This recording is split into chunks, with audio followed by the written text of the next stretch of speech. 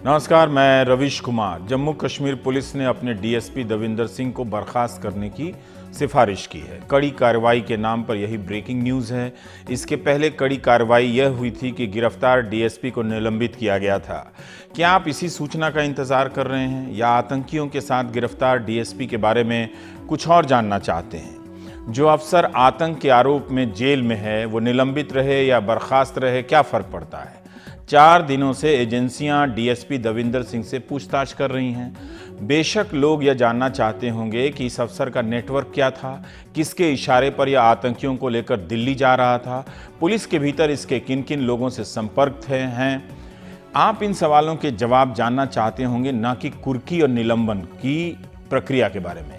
इसलिए जब आप जम्मू कश्मीर पुलिस के प्रमुख प्रेस कॉन्फ्रेंस के आज जब सामने आए, प्रेस के सामने, तो उनके पास हर प्रमुख सवाल के यही जवाब थे कि जांच चल रही है, समय समय पर जानकारी साझा की जाएगी। पुलिस का डीएसपी 3 आतंकियों को लेकर दिल्ली आ रहा था। इतनी गंभीर खबर की प्रेस कॉन्फ्रेंस का बड़ा हिस्सा हम आपको सुनाना चाहते हैं। ध्यान से सुनेंगे तो काफी कुछ समझ जाएंगे। दविंदर की उसके इन्वॉल्वमेंट के बाद क्या हुआ, तो पहले तो मैं बता दूं कि उसका सस्पेंशन, इस कार्रवाई जिसमें वो मुलव्वस था उसकी वजह से हो चुका है।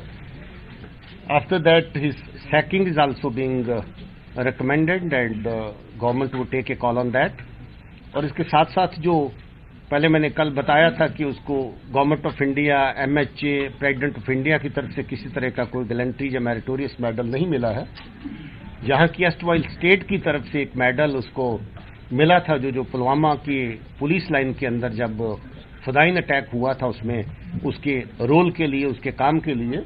और हम उसकी भी सिफारिश करेंगे कि इस तरह की एक्टिविटी के चलते उस मेडल को बहरहाल वापस लिया जाए। Sir, what is the progress in the investigation so far? What has he revealed in the interrogation? Interrogation ने क्या रिवील किया है, ये सिर्फ इंटेरोगेशन टीम बताएगी और साइड टाइम पर बताएगी। अभी उसको हम शेयर नहीं करेंगे। मुझे ये लगता है कि जब भी कोई एब्रेशंस डिपार्टमेंटल लेवल पे होती हैं, उस पर इंक्वायरीज होती हैं और टाइम टू टाइम जो वक्त के ऑफिसर्स होते हैं डिपार्टमेंटल कार्रवाई जो बनती वो करते हैं।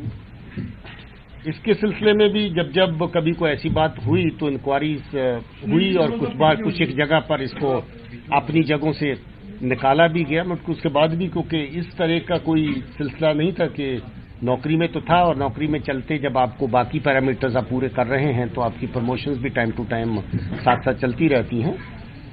अभी क्योंकि ये मेजर एक्ट जो इस वक्त सामने आया है, इसके चलते एकदम किस तरह का कोई मैं समझता हूं कि ये क्रिमिनल एक्ट है जिसके बीच में उसी तरीके का वतीरा, इसी तरीके का कंडक्ट इसको साथ करने की जरूरत थी जैसे टेररिस्ट के साथ करते हैं, वो किया गया है। तो कोई सवाल का जवाब अभी तक ठोस तरीके से नहीं मिला। अगर देविंदर अपने 3 आतंकियों के साथ लेकर दिल्ली आ जाता तो किसी वारदात को अंजाम देते और उसकी जगह पर किस बेगुनाह को उठाकर आतंकी की तरह मीडिया में पुलिस पेश कर देती, पता नहीं।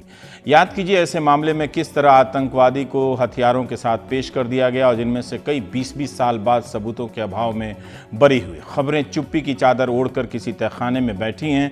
डीएसपी दविंदर सिंह की खबर उनकी बर्खास्तगी और कुर्की की खबर नहीं है। क्या कोई है जो इस खबर को जल्दी तहखाने में दफन कर देना चाहता है?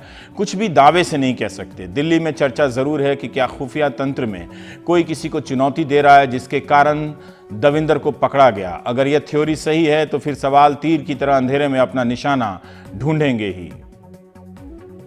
डीएसपी दविंदर सिंह के केस की तहकीकात अब एनआईए करेगी। पिछले 4-5 दिन से जो भी सामने आया है, ज्यादा सवाल उठे हैं, जवाब कम मिले हैं। पुलिस ने कहा कि सभी एजेंसियां इन्वॉल्व हैं, लेकिन सवालों के जवाब नहीं मिले हैं। क्या ये अफसर अपने आप ही सब कुछ ये कर रहा था या किसी के इशारे पर ये सब कुछ हो रहा था? उसके गुनाहों की दास्तान शनिवार से ही शुरू नहीं हुई है, बल्कि लंबी है। 2001 में भी लोगों को मालूम था, उससे पहले भी था। 2017 में अब जब तफ्तीश है तब से हिजबुल के टॉप कमांडर के साथ जुड़ा था। क्या क्या चीजें की थी उसने, किन किन हमलों में शामिल था। सीनियर पुलिस अधिकारियों का जो हमसे जो बात हुई, उनका यह भी कहना है कि वो अब इस चीज की जांच कर रहे हैं। जब 2017 में पुलिस लाइन पुलवामा में अटैक हुआ जिसमें 5 पुलिस वाले मारे गए, उस वक्त डीएसपी डीआर यानी पुलिस लाइन के सरबरा यही थे देविंदर सिंह। तो क्या मिलिटेंट वहां कैसे घुस गए थे उसकी तफ्तीश जरूरी है। क्या इसी ने अपनी गाड़ी में तो नहीं लिया था, यह सवाल है। पिछले साल मार्च में एक माइनर बच्चा लड़का, उसको जम्मू गाड़ी में लिया गया, किसी ने लिया, वहां उससे ग्रेनेड फेंकवाया गया, लोग मारे गए, जख्मी हो गए। पुलिस ने बाद में उस छोटे माइनर को ये गिरफ्तार भी किया। उसने कहा भाई किसने मुझे गाड़ी में लाया, उसने कहा अभी तक ये मालूम नहीं किया किसने लिया। तो ये भी तहकीक हो रही है कि क्या उसमें इसका हाथ है, क्योंकि जब ट्रांसपोर्ट जो उस वक्त पुलिस ने बोला कि हिजबुल मुजाहिदीन के है, और नवीद का नाम उस वक्त भी सामने था, और नवीद जो हिजबुल मुजाहिदीन के नंबर 2 हैं, उसके साथ गिरफ्तार होना, और उसके बाद छोटी सी चीज अभी तक पुलिस ने जो हमें बताई कि तफ्तीश हो रही है, हाँ उसने इकरार किया है, उसके घर से हथियार भी बरामद हुई है। तो अभी तक जो गुत्थी है सुलझती नहीं नजर आ रही है। 2001 में जब पार्लियामेंट का अटैक हुआ, उसी वक्त से ये लोग चिल्ला रहे थे कि अफजल गुरु को किसने भेजा दिल्ली, तो कहा देविंदर सिंह ने। फिर अफजल गुरु ने खुद अपनी चिट्ठी लिखी, कहा कि मैं नहीं आता तो मुझे इसने भेजा, एक और मिलिटेंट के साथ भेजा जिसने अटैक किया पार्लियामेंट पे, और उसके कहा कि उसको वहां का जो उसके रहने का वहां अरेंज करें स्टे और गाड़ी। उसके बाद एक इंटरव्यू, कुछ स्टिंग ऑपरेशन भी हुई देविंदर सिंह के साथ, तो उसने उसमें तस्लीम किया, लेकिन उसके बाद भी किसी ने उसकी जांच करने को ठीक नहीं समझा। और क्योंकि ये शख्स खुद ही तो ये सब कुछ ऑपरेट नहीं कर सकता जब तक ना आशीर्वाद हो, और उसको कैसे प्राइज पोस्टिंग मिल रही थी, जबकि कहीं एक केसेस में चरस थाने से लिया गया और कहीं ट्रक एक दिन उड़ा के ले गया। कई चीजें जो अब सामने आ रही हैं, पुलिस के लोग हमें बता रहे हैं, और वो कह रहे हैं कि हमें शर्मिंदगी का सामना करना पड़ रहा है, जबकि जम्मू कश्मीर पुलिस का एक रिकॉर्ड है, कुर्बानियों का रिकॉर्ड है, बहादुरी का भी रिकॉर्ड है।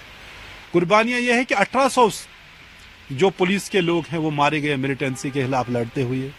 बहादुरी यह है, शायद आप देखेंगे सैकड़ों लोग, हजारों जो पुलिस के लोग हैं जख्मी हुए हैं गोलियां खाते हुए या पत्थर खाते हो। उनमें कई लोग हैं जिनने बेइंतहा ज्यादती की है लोगों के साथ, लेकिन पूरा फोर्स इससे बदनाम न हो। इसलिए पुलिस का यह कहना है कि ये एनआईए को जाए तो कम से कम हर एक पे ये इल्जाम दबाने लगे खाकी पे कि हम सब इन्वॉल्व हैं। लेकिन सवाल जरूर ये है कि एक शख्स अफसर जो इस तरह घिनौनी जो साजिश में, और पुलिस से कैसे बच के निकला, कि पुलिस का इतना इंटेलिजेंस नेटवर्क है, अरबों खरबों रुपये इस पे खर्च होते हैं जो कश्मीर में जो सुरक्षा का निजाम ठीक हो जाए, तो उसके बावजूद इतना अपना ही अफसर जो श्रीनगर एयरपोर्ट पे तैनात था उसको मिलिटेंट को ट्रांसपोर्ट कर रहा है, अपने घर में पनाह दे रहा था। अब पुलिस ने कहा कि उन्होंने पहले ही इसको जो रिकमेंड किया है इसको डिसमिस किया जाए, नौकरी से बर्खास्त किया जाए। एयरपोर्ट की सिक्योरिटी का भी अब उन्होंने एक लिया कि जो 4 साल से वहां पुलिस वाले तैनात थे उन सबों का तबादला किया। उसके साथ ही एडीजीपी सिक्योरिटी मुनीर खान ने यह भी लिखा है कि एयरपोर्ट की जो ये सिक्योरिटी है अब ये सीआईएसएफ के हवाले कर दी जाएगी। तो कई चीजें हो रही हैं क्योंकि पुलिस पे एक बहुत बड़ा दबाव है कि इतनी बड़ी साजिश, इतना बड़ा घिनौना वाका किस तरह न सिर्फ पुलिस के नाक के सामने हुआ बल्कि पुलिस के खुद अफसर कर रहे थे, और जो मिलिटेंट कमांडर था खुद भी आल्सो जो है पुलिस का बगोड़ा है, और उसका साथी है चलाने वाला वो भी पुलिस का अफसर। कई सवाल हैं, लोग जवाब का इंतजार कर रहे हैं, शायद अब एनआईए से मिल जाएंगे उन सवालों का जवाब। कितनी तेज बर्फ की बारिश हो रही है, कहीं उसके नीचे दविंदर का मामला दब न जाए। नागरिकता संशोधन कानून का भूगोल टीवी चैनलों में बहुत छोटा दिख रहा है, दिख ही नहीं रहा है, लेकिन अगर आप देश भर में होने वाले प्रदर्शनों की जानकारी सर्च करेंगे तो पता चलेगा कि कोई ऐसा कोना नहीं है जहां हर दिन इस कानून का विरोध एक नया रंग न ले रहा हो। जब से यह कानून पास हुआ है, असम में प्रधानमंत्री का 2-2 बार दौरा रद्द हुआ है। मुख्यमंत्री सोनोवाल तो असम में ही बाहर निकलते हैं तो उन्हें कई मौकों पर भारी विरोध का सामना करना पड़ता है। आज ही 15 जनवरी को मुख्यमंत्री सर्बानंद सोनोवाल अपने गृह जिले डिब्रूगढ़ में थे। एयरपोर्ट से निकले ही शहर की तरफ तो ऑल असम स्टूडेंट यूनियन आंसू के कार्यकर्ताओं ने काफिले को काले झंडे दिखाए। कार्यकर्ता सुरक्षा घेरे को तोड़कर कार के करीब गए और काला कपड़ा दिखाया। शायद मुख्यमंत्री मुख्यमंत्री बिहू मनाने अपने पैतृक निवास जा रहे थे। इसके पहले भी एक बार आसू के कार्यकर्ताओं ने मुख्यमंत्री का रास्ता इस तरह से रोका कि उन्हें हेलीकॉप्टर से जाना पड़ा। 1 जनवरी को जब मुख्यमंत्री बारपेटा के सारथीबाड़ी की तरफ जा रहे थे तब उन्हें उनके काफिले को नारेबाजी का सामना करना पड़ा। नलबाड़ी में भी आसू ने मुख्यमंत्री के खिलाफ प्रदर्शन किया। यहां तक कि गुवाहाटी में बिहू के मौके पर भी बुजुर्ग घरों से निकले हैं और नागरिकता संशोधन कानून के विरोध में नारेबाजी की है। कई जगहों पर मेजुस यानी अलाव में नागरिकता संशोधन कानून की प्रतियों को जलाया गया है। सिटीजनशिप अमेंडमेंट एक्ट के विरोध में सारा असम में जो एजिटेशन है वो जारी है और असम का जनता का एक ही मांग है कि ये जो एक्ट लाए हैं ये बिल्कुल देश का जो संविधान है उसका जो सेकुलरिज्म है इसका विरोध है। इसीलिए सारा असम में इसका भरपूर विरोध हो रहा है और सबका एक ही मांग है कि ये जो एक्ट है इसको स्क्रैप करना पड़ेगा। आज जो असम का मुख्यमंत्री है उसका विरोध में आज डिब्रूगढ़ का 3 जगह में उनको भरपूर विरोध किया गया है। ब्लैक फ्लैग दिखा के उनको इस एजिटेशन में उनको प्रोटेस्ट किया गया है और ये सबका एक ही मांग है कि जब तक ये जो एक्ट है इसको जब तक स्क्रैप नहीं करे सेंट्रल गवर्नमेंट नहीं करेंगे तब तक ये जो मूवमेंट का जो सिलसिला है वो जारी रहेगा। असम में जब नागरिकता रजिस्टर का काम शुरू हुआ तो बड़ी संख्या में डेटा ऑपरेटर ठेके पर रखे गए। कई डेटा ऑपरेटर ने मुझे पत्र लिखा है कि उन्हें कभी पूरी सैलरी नहीं दी गई, जितनी बताई गई 14,000 बताई गई, दी गई 7,000 और किसी की 5 महीने की सैलरी बाकी है तो किसी की 2 महीने की। बहुतों को प्रोविडेंट फंड का नंबर तक नहीं दिया गया है। पत्र लिखने वालों ने यही कहा कि वे अपनी पहचान सार्वजनिक नहीं कर सकते हैं। बहरहाल यह सूचना दे रहा हूं ताकि राज्य सरकार इसकी जांच करे। सुप्रीम कोर्ट की भी जिम्मेदारी बनती है क्योंकि उसी के तहत ये निगरानी के तहत ये नागरिकता रजिस्टर का काम हुआ था। आप जानते हैं कि ये काम चला और सुप्रीम कोर्ट की निगरानी में काम चला। 50,000 से अधिक राज्य सरकार के कर्मचारी लगाए गए। इसके बाद भी असम की ही सरकार को नागरिकता रजिस्टर पर भरोसा नहीं है। 13 जनवरी को मुख्यमंत्री सोनोवाल विधानसभा में कहते हैं कि अगर राज्य सरकार की निगरानी में एनआरसी होती तो कोई गलती नहीं होती। इसी दिन मुख्यमंत्री एक बात और कहते हैं जिसका संबंध हमारी आने वाली स्टोरी से है। 13 जनवरी को मुख्यमंत्री सोनोवाल कहते हैं कि नागरिकता संशोधन कानून के नियम बनने का इंतजार कीजिए। जब नियम बन जाएंगे तो उसके हिसाब से आवेदन आएंगे, उन आवेदनों की जांच होगी। यह धारणा सही नहीं है कि असम को ही सारे विदेशियों का बोझ उठाना होगा। जो संख्या बताई जा रही है वो काल्पनिक है। असम सरकार ने नियमों के लिए केंद्र सरकार को सुझाव दिए हैं। अब इसी दिन यानी 13 जनवरी को यूपी सरकार के मंत्री श्रीकांत शर्मा बयान देते हैं कि राज्य के 21 जिलों में 32,000 शरणार्थियों की पहचान हो गई है। यह प्रक्रिया अन्य जिलों में चल रही है और शरणार्थियों की संख्या बढ़ सकती है। असम और यूपी दोनों बीजेपी के राज्य हैं। असम के मुख्यमंत्री जिस दिन कह रहे हैं कि रूल्स यानी नियम नहीं बने हैं कि किस नियम के तहत शरणार्थी की पहचान होगी, नागरिकता दी जाएगी, उसी दिन यूपी के मंत्री कह रहे हैं कि हमने 32,000 शरणार्थियों की पहचान कर ली। लेकिन तथ्य यह है कि नागरिकता संशोधन कानून का नोटिफिकेशन ही 10 जनवरी को जारी हुआ, जबकि सूत्र कहते हैं कि यह कवायद दिसंबर के महीने से यूपी में चल रही है। नियम तय होने से पहले यह प्रक्रिया कैसे शुरू हो गई? इतनी जल्दबाजी क्यों है? क्या कुछ और है जो हम नहीं जानते? हमारी सहयोगी मरियम इसकी जांच के लिए पीलीभीत गई तो उन्हें कुछ ऐसा ही मिला और ये संख्या बहुत आगे बढ़ेगी। सरकार की तरफ से अखबारों में पैम्पलेट भी डाले जा रहे हैं जो उर्दू में भी है, हिंदी में भी है। उन लोगों तक जानकारी और पहुंचे जो ज़्यादा से ज़्यादा संख्या में हमारे यहाँ जो शरणार्थी रह रहे हैं, तो हर शरणार्थी तक जानकारी पहुंचे, ये भी सरकार की मंशा है। उत्तर प्रदेश के बिजली मंत्री और सरकार के प्रवक्ता श्रीकांत शर्मा का ये बयान साफ बता रहा है कि राज्य सरकार पाकिस्तान, बांग्लादेश और अफगानिस्तान से आए धार्मिक अल्पसंख्यकों को नागरिकता देने के लिए लिस्ट बनाने में जुट गई है। पिछले दिनों सरकार ने दावा किया कि 21 जिलों से 32,000 लोगों की पहचान कर ली गई है। अकेले पीलीभीत में ही 37,000 लोगों को नागरिकता देनी है, ये बात वहां के डीएम ने कही। लेकिन ये सब आखिर हो किस आदेश के तहत रहा है? वो भी तब जबकि अभी नागरिकता संशोधन कानून के कायदे भी तय नहीं हुए हैं। तो योगी सरकार ने प्रवासियों की शिनाख्त कैसे कर ली?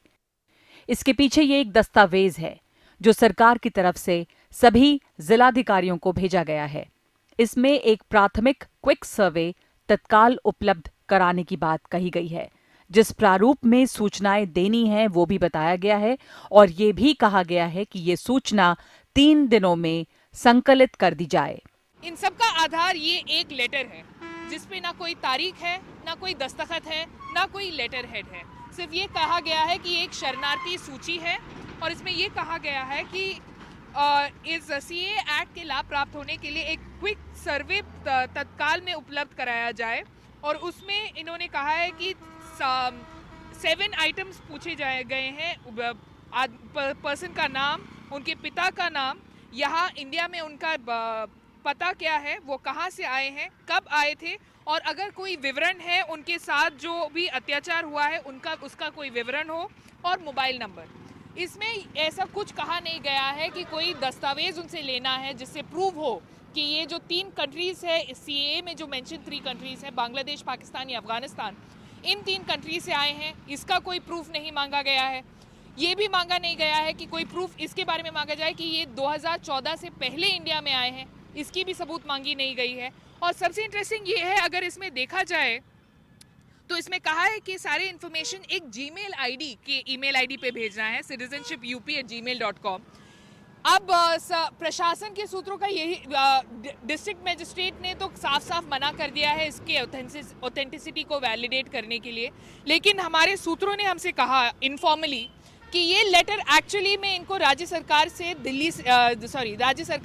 लखनऊ से ही आया था, लेकिन उनका ये कहना है कि इसके साथ एक ऑफिशियल कवर लेटर भी था जिसपे दस्तखत थे। लेकिन जब ये मांगा गया कि आप हमें दे नहीं सकते लेकिन एटलीस्ट दिखा तो दीजिए, उनका ये कहना था कि वो अभी उस लेटर को ढूंढ नहीं पा रहे हैं। सवाल ये है कि वो आधिकारिक पत्र कहाँ है जिसे कवरिंग लेटर के तौर पर इस दस्तावेज के साथ सभी जिलाधिकारियों को भेजा गया।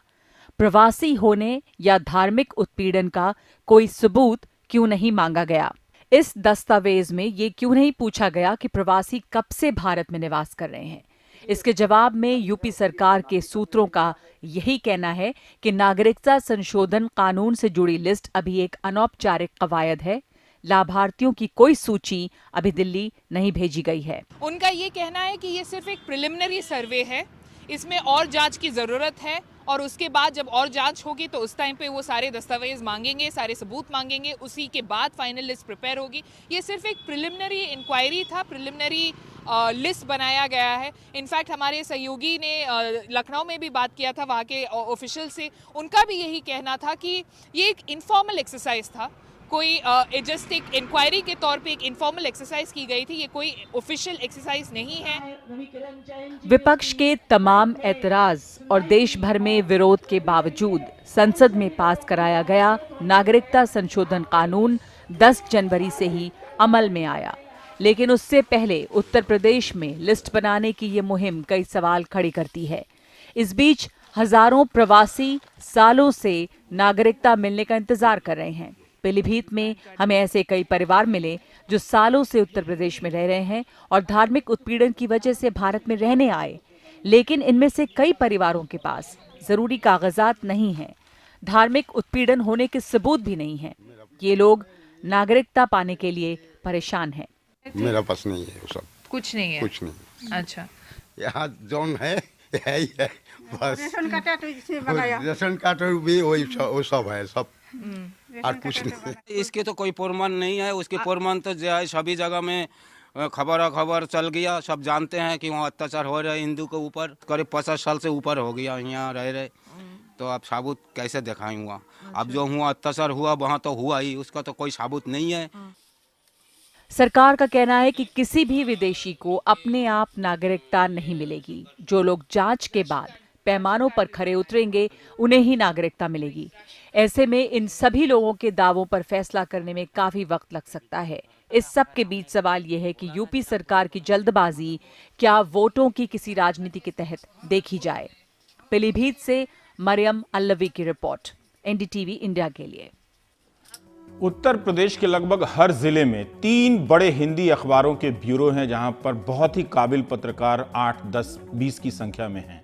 आप खुद उन अखबारों के पन्नों में ढूंढ सकते हैं कि इस तरह की गंभीर कार्रवाई से संबंधित कोई खबर है, कोई दस्तावेज की जांच है, जैसे मरियम ने रिपोर्ट की है। आपको पता चलेगा कि मीडिया आपको इस दशक में कहां लेकर जा रहा है। इस दौरान अगर कोई नियम बन गया है जिसके तहत शरणार्थियों की पहचान होगी, तो जाहिर वो अकेले यूपी के लिए तो नहीं बना होगा।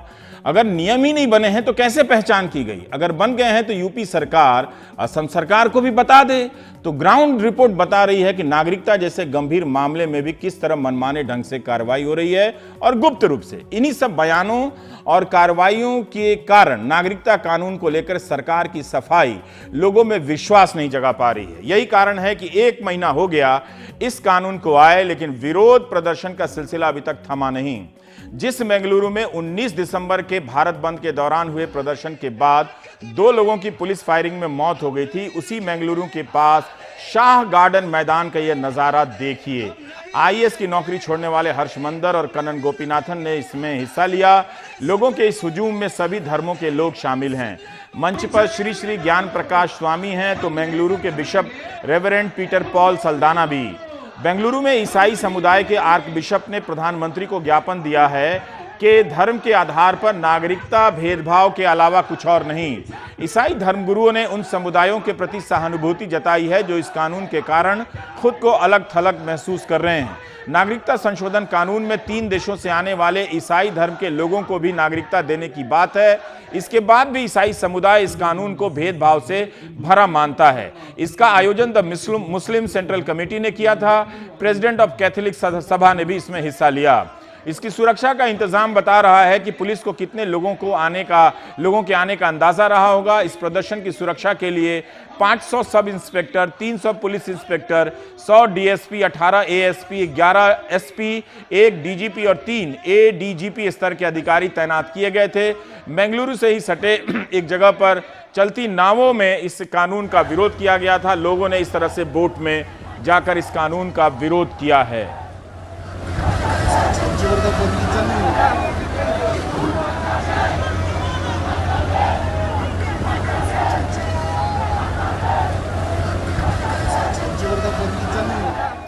उधर दिल्ली से खबर है कि भीम आर्मी के चीफ चंद्रशेखर आजाद को जमानत मिल गई है। कोर्ट ने आजाद से कहा है कि उन्हें 4 हफ्ते तक दिल्ली चुनाव के कारण शहर से बाहर रहना पड़ेगा। आजाद को शाहीन बाग जाने पर भी रोक लगाई गई। जेल से रिहा होने के बाद आजाद को दिल्ली पुलिस सहारनपुर ले जाकर छोड़ेगी। अगर आजाद सहारनपुर जाने से पहले रविदास मंदिर या जामा मस्जिद जाना चाहते हैं तो दिल्ली पुलिस अपनी निगरानी में ले जाएगी। अगर सहारनपुर से एम्स आना पड़े इलाज के लिए तो डीसीपी क्राइम को सूचना देनी होगी, जो उन्हें एस्कॉर्ट उपलब्ध कराएंगे। 4 हफ्ते तक हर शनिवार को आजाद को स्थानीय थाने में यानी सहारनपुर में हाजिरी लगानी होगी। नागरिकता संशोधन कानून के विरोध में होने वाली रैलियों में सिर्फ कानून का विरोध नहीं है, इस विरोध ने उस मासूम सपने को फिर से जिंदा कर दिया है जिसे सियासत ने अपने पांवों तले रौंद दिया है। किसने सोचा था कि कोलतार की सड़क पर कागज की किश्ती बनाकर रखी जाएगी। हर किश्ती पर शेर व शायरी होगी, हर एक नाव पर फैज की नज्म हम देखेंगे लिखी है। करीब 200 नावें मिलकर बड़े दिल का आकार बना रही हैं। इसके सामने एक छोटा सा टैंक भी रखा है, मतलब कि टैंक को भी मोहब्बत से हरा दिया जाएगा। 12 जनवरी की सुबह से नावें बनाने का सिलसिला शुरू हुआ और शाम तक कागज की किश्ती बनती रही। छात्रों से के साथ साथ स्थानीय लोगों ने भी बनाया। Artist of rice for India की यह कल्पना है। कौसर जहां और आरिफ ने इन नावों को बनाने की पहल की। हम बता दें कि इन नावों पर सिर्फ फैज हैं, मगर जामिया से लेकर शाहीन बाग में कई शायरों को गाया जा रहा है। इकबाल, हबीब जालिब, कैफी आजमी, जॉन एलिया, हसरत मोहानी, जोश मलिहाबादी, जिगर मुरादाबादी, अली सरदार जाफरी, मजाज लखनवी, राहत इंदौरी, दुष्यंत, गोरख पांडे, बल्ली सिंह चीमा बड़े शानदार कवि हैं। धूमिल, शैलेंद्र, साहिर लुधियानवी, मुक्तिबोध, पाश जैसे कई शायरों के शेर नारों में बदल गए हैं। कविताएं परचम बन गई हैं। नए कवियों में वरुण ग्रोवर की कागज नहीं दिखाएंगे और पुनीत शर्मा की तू कौन है बे काफी लोकप्रिय हो चुकी है। इन सभी को अलग अलग भाषाओं में भी गाया जा रहा है।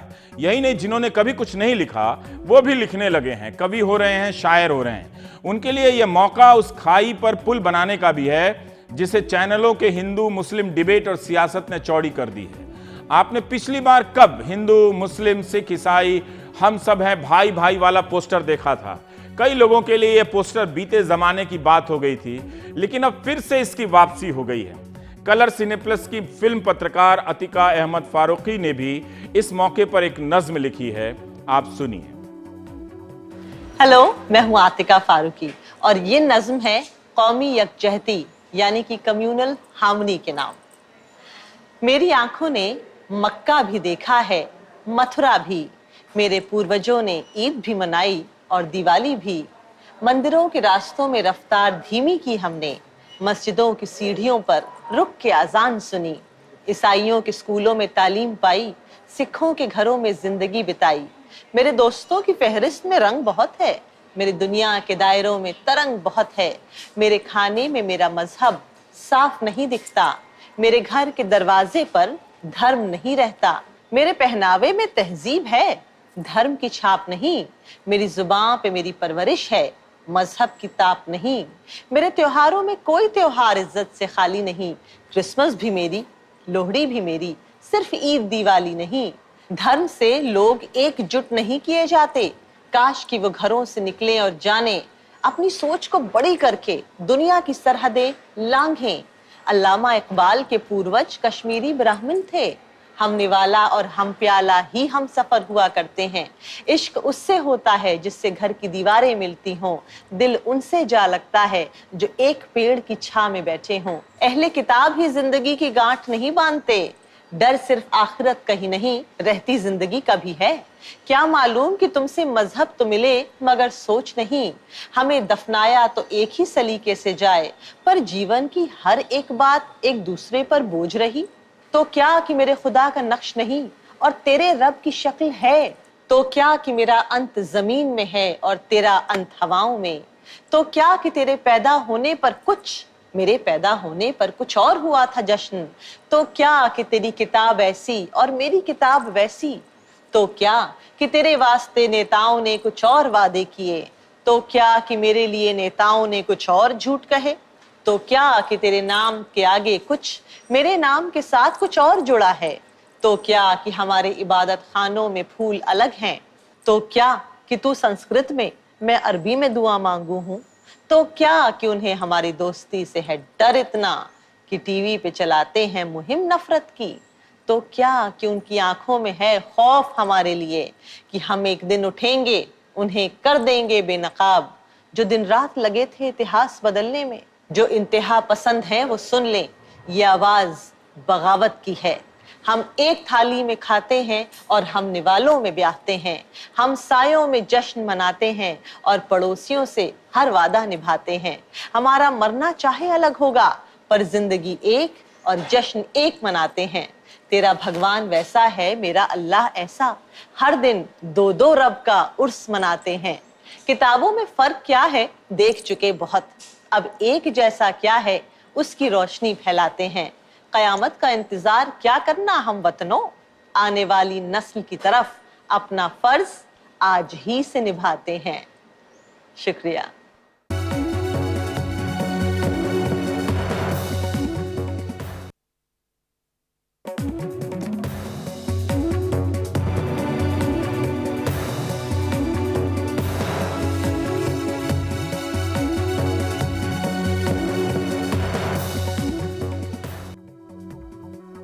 बिहार के मधुबनी जिले के हरलाखी विधानसभा से एक पत्र आया। पत्र भेजने वाले ने अपने क्षेत्र की 25 ऐसी सड़कों का नाम सहित ब्यौरा दिया और बताया कि ये कई दिनों से टूटी पड़ी हैं। इसके लिए लोगों ने सांसद से लेकर विधायक तक से संपर्क किया, मगर 25 की 25 सड़कों का निर्माण नहीं हुआ।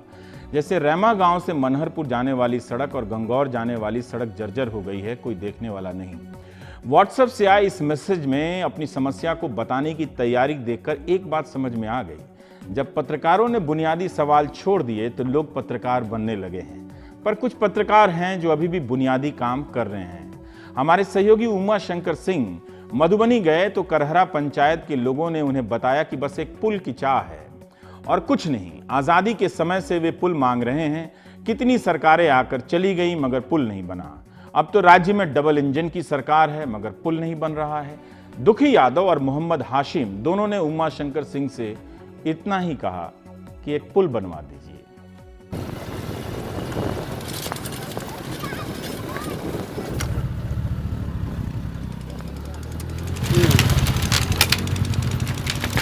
बहुत खतरनाक है ये पुल ऐसे पार करना, बाइक पे बैठ के। पैदल भी खतरनाक है, आना जाना खतरनाक है। कौन आया था, क्या भरोसा दिया? वही अशोक यादव आया था जो हम पुल निर्माण कर देंगे। आके आज गया से तो घूम के लौट के नहीं आया वो। आपका नाम क्या है? दुखी यादव। अच्छा, वो क्या कसम भी खाए थे? हाँ, जो हम आएंगे घूम के। हाँ। क्या माथा ठोक के क्या बोले थे? जो हम जीतेंगे तो आएंगे, भरोसा दिया जो हम बना के छोड़ेंगे हम। अच्छा, आपका नाम क्या है? मोहम्मद हासिम। तो क्या अशोक यादव ने क्या आपको भरोसा दिया था? वही कहा कि माथा को ठोक दीजिए बाबा, अगर हम जीत के आएंगे तो आपका पुल का बना के छोड़ेंगे हम। तो इस बात पे चाहे मुसलमान हो या यादव, सबने अशोक यादव को वोट दिया जो बीजेपी के लिए खड़े थे। हाँ, खड़े थे। और वो जीत कर भी आए। हाँ, जीत के भी आए, लेकिन उसके बाद लौट के नहीं आए। लौट के आए एक बार पंचायत भवन पर। तो वहाँ से हम लोग गाड़ी पर लेके फिर आए यहाँ कि सर जा देखिए अपने से, आपके तो हाथ में हर कुछ है, मगर देख के जो किया था आज तक ना आया। अब बुझा इलेक्शन में आई है। न्यूज चैनलों पर हिंदू मुसलमान को लेकर चलने वाली राष्ट्रीय बहसों से दूर ये बिहार के हिंदू मुसलमान हैं। इस बहस में उलझे हैं कि आखिर इनके पंचायत को बसैठा बाजार से जोड़ने वाला पुल अब तक क्यों नहीं बना है। इस वजह से करहरा, समदा और सरहौल समेत कम से कम 7 गांवों का जीवन इस बांस बल्लियों से बने पुल के सहारे कट रहा है। कितनी आबादी यहाँ रहती है और क्या क्या तकलीफ उठानी पड़ती है? यहाँ की आबादी लगभग जो है 15 से 20 हज़ार की आबादी है। और परेशानी ये है कि यहाँ बसैठ जो है आधा किलोमीटर से पौना किलोमीटर यही बीच है। जो यहाँ स्वास्थ्य केंद्र भी है, हाई स्कूल भी है, कॉलेज भी है, मिडिल स्कूल भी है, मार्केटिंग भी है, जो हम लोगों को जाने में बहुत कठिनाई होती है।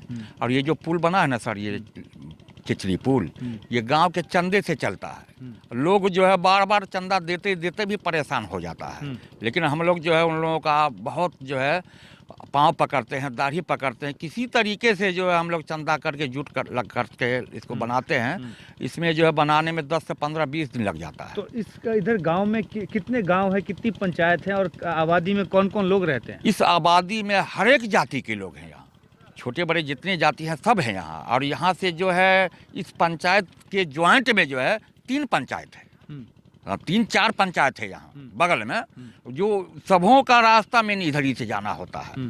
जी ठीक है। नेपाल से आने वाली धौंस नदी अभी तो शांत है, लेकिन जब बरसात में उफनती रहती है तो जोखिम और बढ़ जाता है। डरो लगिया? हाँ, अभ्यास बन गया है, डर तो लगबे करिए। हाँ, लेकिन अभ्यास बन गया है, सब दिन के रफ्ता है। हाँ, तो कुछ डर कम हो। तो बन जेते। हाँ। तो के आश्वासन दिलक अभी तक कि बना दे? ओना तो जैसे कई साल से फोटो खाली घींचे, बड़ महल फोटो घींचे 6 महीना पर, आ जैसे एक बेर कह चले जे बड़ू सामान गिरते देखियो आप गायब है सब। मैं मधुबनी छुट्टी पर हूँ, लेकिन हमारे यहाँ जो कैमरा ठीक करने के लिए इरफान आए, उन्होंने कहा कि अगर आपने अपनी छुट्टी में से 3 घंटे हमें दे दिए तो हज़ारों लोगों की जो ज़िंदगी है वो सहूलियत से भर जाएगी और कई जानें बच जाएंगी, क्योंकि इस पुल पर चलते हुए कई बच्चे और कई बड़ों की जान जा चुकी है नदी में बहकर। आपने ये तो सुन ही लिया कि इस पुल की खातिर न सिर्फ हिंदू बल्कि मुसलमानों ने भी बीजेपी को वोट दिया। नतीजा 0 रहा। शिकायत किसी एक दल से नहीं है। जो भी आए वोट के लिए पुल बनाने का लॉलीपॉप दिया और फिर निकल लिए। इरफान, ये पुल जो है, जो अभी बांस का बना हुआ है, अगर ये पुल पक्के का बन जाए तो क्या सहूलियत होगी? ये रास्ता कहाँ से कहाँ को जोड़ता है? ये रास्ता जो ये अगर इसमें पुल बनता है तो ये एक विधानसभा से दूसरे विधानसभा को जोड़ता है, और दूसरा ये कि जो ये 2 विधानसभा क्षेत्र को जोड़ देगा। दूसरा कि ये पुल जो है इस पंचायत करहरा पंचायत की जो आबादी है वो 15 से 20 हज़ार की आबादी है। अगर पुल बनता है तो इसमें हम लोग 13 पंचायत से जुड़ जाते हैं, और जो कि अगर उच्चैठ दुर्गा स्थान अगर जाने के लिए ये पुल महज बसैठ से ये 5 किलोमीटर की दूरी पड़ेगी। अगर कुछ अभी जो लोग जा रहे हैं उनको 13 किलोमीटर दूरी तय करना पड़ता है।